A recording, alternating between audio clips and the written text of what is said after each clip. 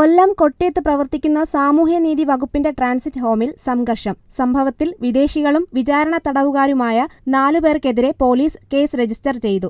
Nigerian സ്വദേശികളായ ഒഗോങ്കോ Emmanuel, ഒനിയേക്ക Michael, Mathew എമയ്ക്ക, കാന സ്വദേശി വിക്ടോറിയ ഡിസാബ എന്നിവർക്കെതിരെയാണ് നടപടി. പൂജപ്പുര സെൻട്രൽ ജയിലിൽ നിന്ന് കൊണ്ടുവന്ന നൈജീരിയൻ സ്വദേശിയെ ട്രാൻസിറ്റ് ഹോമിൽ താമസിപ്പിക്കാത്തതിനെ തുടർന്നാണ് സംഘർഷം ഉണ്ടായത്.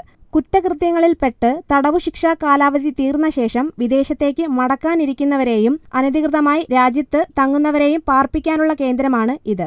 ഞായറാഴ്ച ഉച്ചയ്ക്ക് 1 മണിയോടെയായിരുന്നു സംഭവം. നൈജീരിയൻ സ്വദേശി സോളമനെ തിരുവനന്തപുരം സെൻട്രൽ ജയിലിൽ നിന്ന് കൊട്ടിയം ട്രാൻസിറ്റ് ഹോമിലെത്തിച്ചു. എന്നാൽ അന്തേവാസികളുടെ എണ്ണം പരിധി കഴിഞ്ഞതിനാൽ ഇയാളെ താമസിപ്പിക്കാൻ കഴിയില്ലെന്ന് അധികൃതർ രേഖാമൂലം ബന്ധപ്പെട്ട വകുപ്പുകളെ അറിയിച്ചു ഇയാളെ തിരിച്ചയക്കുകയായിരുന്നു. 20 പേർക്ക് മാത്രം താമസ സൗകര്യമുള്ള ഈ കേന്ദ്രത്തിൽ ഇപ്പോൾ 44 പൗരന്മാർ അന്തേവാസികളായി കഴിയുന്നത്. ഇതിനെ തുടർന്ന് ട്രാൻസിറ്റ് ഹോമിൽ താമസിക്കുന്ന നൈജീരിയൻ സ്വദേശികൾ പ്രതിഷേധം ആരംഭിച്ചു. പ്രതിഷേധത്തിനിടെ സുരക്ഷയ്ക്കായി നിയോഗിച്ചിരുന്ന പോലീസ് ഉദ്യോഗസ്ഥരുടെ ഡ്യൂട്ടിക്ക് തടസ്സം സൃഷ്ടിക്കുകയും ഓഫീസിലെ രേഖകൾ തട്ടിത്തെറിപ്പിക്കുകയും ഗേറ്റ് കീപ്പറുടെ കയ്യിൽ നിന്നും താക്കോൽ തട്ടിയെടുക്കാൻ ശ്രമിക്കുകയും കേന്ദ്രത്തിലെ സാധനങ്ങൾ നശിപ്പിക്കുകയും ചെയ്തതിനെ തുടർന്ന് ഇവർക്കെതിരെ കേസ് രജിസ്റ്റർ ചെയ്തു. കഴിഞ്ഞ ദിവസം കൊട്ടിയം പോലീസ് സ്റ്റേഷനിൽ എത്തിച്ച ഇവരെ അറസ്റ്റ് രേഖപ്പെടുത്തി. പിന്നീട് കോടതിയിൽ ഹാജരാക്കിയ പ്രതികളെ റിമാൻഡ് ചെയ്തു. പ്രതികളെ കൊല്ലം ജില്ലാ ജയിലിലേക്ക് മാറ്റി. സംഭവത്തിൽ ഏകദേശം 10,000 രൂപയുടെ നാശനഷ്ടം ഉണ്ടായതായും അധികൃതർ അറിയിച്ചു. ഇതിനു വേണ്ട നടപടികൾ